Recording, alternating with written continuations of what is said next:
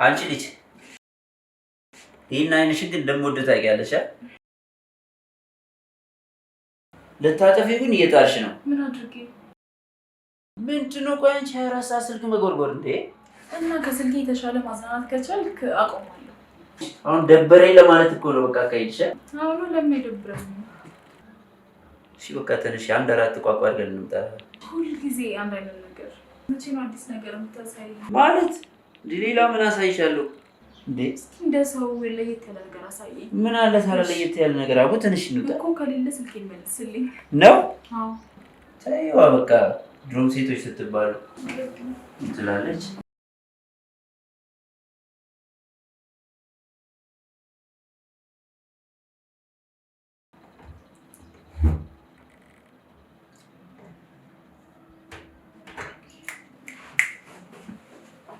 ታዲያ የሚገርም ቦታ ነው የምወስድሽ ዛሬ የት ነገር የሚገርም ቦታ ነው የምወስድሽ በቃ ዛሬ ተነሽ ምንም አንተን አውቃለሁ ምን አዲስ ነገር ልታሳየኝ ነው መቼም ያው ከሀገር ውጭ ምናምን አትይማ አትቀብጪም አውቃለሁ ዱባይ ምናምን እንደሌሎች ሴቶች አትይም በዚህ ነው ግን በቃ እዚህ ሀገር የሚገርም ቦታ አለ ወስድሻለሁ ተነሽ እዚህ ሀገር ደግሞ ምን የሚገርም ቦታ አለ ታይዋለሽ በቃ ትደሰቻለሽ እሺ ይሁንልህ ሂጄ ግን እንዳልከው ካልሆነ በቃ በኔ ይሁንብሽ ልብስሽን ቀይሪ ፈታ በይ እንሂድ